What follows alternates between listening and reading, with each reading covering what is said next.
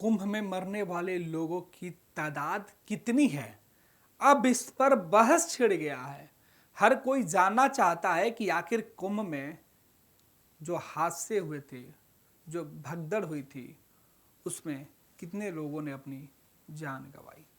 जो श्रद्धालु थे वो जो लौट कर अपने घर नहीं आए, उनकी संख्या कितनी थी।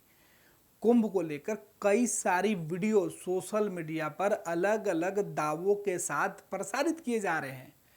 कहीं जो है वो ढेर बताया जा रहा है लाशों का, कहीं बॉडी पैक करने वाला जो बैग है उसके नंबर दिखाए जा रहे हैं, 40 से ऊपर के नंबर जो बताए जा रहे हैं। कुछ चीज़ें ऐसी है जिस पर यकीन किया जा सकता है, कुछ चीज़ें ऐसी है जिस पर यकीन नहीं किया जा सकता है, लेकिन वो तमाम सवाल सोशल मीडिया पर हर जगह वायरल किए जा रहे हैं। अब ऐसे में राजद सुप्रीमो लालू प्रसाद यादव ने भी एक सवाल पूछा है। लालू यादव ने सीधे तौर पे कहा है कि कुंभ में जो घटना घटी इस पर वहां की सरकार छुपा रही है, आंकड़े छुपा रही है। देश के लोगों को आंकड़ों को समझना जानना जरूरी है। देश के कुछ लोग अगर आंकड़े नहीं जानेंगे तो अपने प्रियजनों को कैसे खोज पाएंगे। कई लोग जो हैं जिनके परिवार के लोग अब तक नहीं लौटे हैं, अगर आंकड़े नहीं बताए जाएंगे, उनकी शिनाख्त अगर नहीं की जाएगी तो फिर कैसे हकीकत सामने आएगा।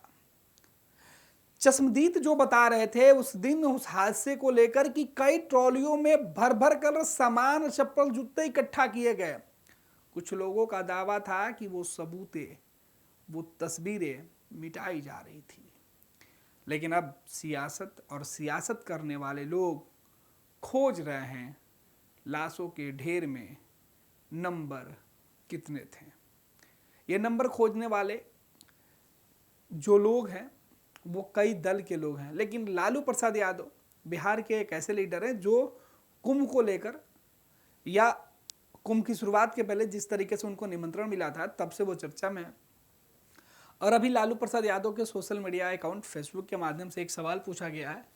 ये लालू प्रसाद यादव का अकाउंट है और कुछ घंटे पहले उन्होंने लिखा है, अकेले बिहार से कुंभ भगदड़ में अनेकों मौत हुई, यूपी सरकार मौत के आंकड़े छुपा रही है, बड़ी संख्या में श्रद्धालुओं की मौत हुई। ऐसे अधिकारियों और सत्ताधीशों को कम से कम ईश्वर से तो डरना चाहिए। लालू प्रसाद यादव ने सीधे तौर पर वहाँ की जो सरकार है, उत्तर प्रदेश के जो मुख्यमंत्री हैं योगी आदित्यनाथ, उनके ऊपर ये हमला किया है, ये तंज कसा है और बोला है कि उन्हें कम से कम ऊपर वाले यानी ईश्वर से डरना चाहिए। क्यों? क्योंकि जो आंकड़े सरकार के द्वारा जारी किए गए हैं उन आंकड़ों में अब तक तथ्य जो ओरिजिनल है वो नहीं बताया गया है। लालू प्रसाद यादव का यह दावा है कि अकेले बिहार से ही इतने करोड़ लोग वहां डुबकी लगाने गए थे संगम में, इतने श्रद्धालु थे, तो उनकी ही संख्या एग्जैक्ट नहीं बताई जा रही है। और जो संख्या यहां पर दी गई है इस संख्या से सीधे तौर पे है कि जो आंकड़े है वो छुपाया जा रहा है। यह स्पष्ट है कि आंकड़े छुपाया जा रहा है। ऐसे में आंकड़े बताना होगा। और लालू प्रसाद यादव आगे लिख रहे हैं कि श्रद्धालुओं की मौत हुई है, इस बात से इनकार नहीं किया जा सकता है, लेकिन वहां के शासन प्रशासन के जो लोग हैं, जो सत्ताधीश हैं, योगी आदित्यनाथ के लिए यह शब्द का इस्तेमाल किया गया है, सरकार में वो शामिल है, उन लोगों के द्वारा जो है वो आंकड़े कम करके बताया जा रहा है। तो ऐसे में अपनी फर्जियत को बचाने के लिए सरकार के जो लोग काम कर रहे हैं कम से कम ऊपर वाले से डरे। भगवान के नाम पर ये लोग पहुंचे थे और ऐसे में भगवान के नाम पर तो लोगों को सच जानने का हक है और वहां की सरकार और शासन में बैठे हुए पदाधिकारी कम से कम भगवान के नाम पर तो झूठ नहीं बोले, असत्य नहीं बताए, लोगों को सच सच सारी चीजें तो बता दें। ये दावा अब लालू प्रसाद यादव के इस पोस्ट के बाद सियासत में फिर से आंकड़ों को लेकर, नंबर को लेकर जो खोजबीन करने वाले लोग हैं उनकी जिज्ञासा जाग गई है। हर कोई जानना चाहता है, समझना चाहता है कि आखिर क्यों बार बार आंकड़ों की चर्चा की जा रही है और बिहार, उत्तर प्रदेश के अलावा जो मरने वाले श्रद्धालु थे जिनकी संख्या ज्यादा है, जिनके परिवार के लोग अभी भी खोज रहे हैं, आखिर उनके बारे में कब शासन और सरकार की तरफ से कोई जानकारी मुकम्मल दी जाएगी। लेकिन अब तक न जानकारी मुकम्मल की गई है और ना ही इन तमाम जो विपक्ष के नेता आरोप लगा रहे हैं उसका जवाब ही सरकार दे पा रही है।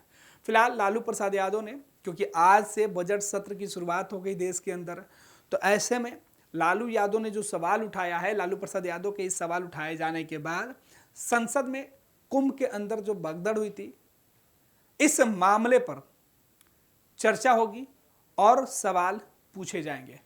फिलहाल जिस तरीके के हालात बने हुए हैं, कुंभ में स्थिति सामान्य कर दी गई। हालांकि प्रशासन और सरकार के द्वारा इस घटना के बाद जिस तरीके की तैयारी और उसके बाद की जो व्यवस्था की गई है वो भी सबके सामने है। नेताजी सुभाष मेडिकल कॉलेज एवं हॉस्पिटल में उपलब्ध है रेडियोलॉजी की अत्याधुनिक एवं उन्नत सेवाएं। 4D अल्ट्रासाउंड एवं साउंडलेस 1.5 टेस्ला MRI जैसी हाईटेक जांच उपकरणों से सटीक जांच के साथ कुशल डॉक्टर्स के द्वारा समुचित उपचार की सेवाओं के लिए NSMCH, अम्हारा, बिहटा, पटना।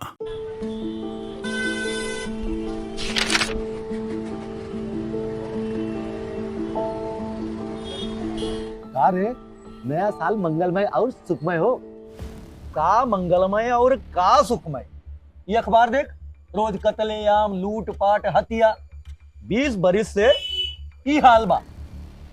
पायल और सुमन को घर से बाहर भेजल जाला, कई दिल थरथरावे लागेला। कहवा से ई नया साल मंगलमय होई। बात तो सही बा, साल मंगल में तब हुई जब नई सरकार आई। नया साल, नई सरकार, नया संकल्प, नया बिहार। पैनोरमा ग्रुप, जो सोचता है वो करता है। ये लो मुंह मीठा करो, आज मैंने अपना जॉब छोड़ दिया। अब हम पूर्णिया वापस जाएंगे। जॉब छोड़ दिया है? मतलब ये घर कैसे चलेगा? हम करेंगे क्या? और माँ बाबूजी क्या बोलेंगे? इसलिए मैं एक और मिठाई का डब्बा लाया। अपने बिजनेस के लिए लोन अप्रूव हो गया। अरे लोन अप्रूव हो गया वो तो ठीक है, लेकिन पूर्णिया में हम रहेंगे कहाँ? अपना घर भी तो नहीं है वहाँ। इसलिए तो एक और मिठाई का डब्बा अलग से लाया हूँ। हमने पूर्णिया में घर ले लिया है, पूर्णिया के ई होम्स पैनोरमा में। पूर्णिया में पैनोरमा ग्रुप लेकर आए हैं ई होम्स पैनोरमा। बड़ा घर, आलीशान जिंदगी और अत्याधुनिक सुविधाओं के संग। अरे अरे, अब क्यों मुंह मीठा करवा रही हो? क्योंकि हम घर वापसी जो कर रहे हैं। घर वापसी की खुशी पूर्णिया में ई होम्स पैनोरमा के संग। ई Homes Panorama, luxurious lifestyle redefined.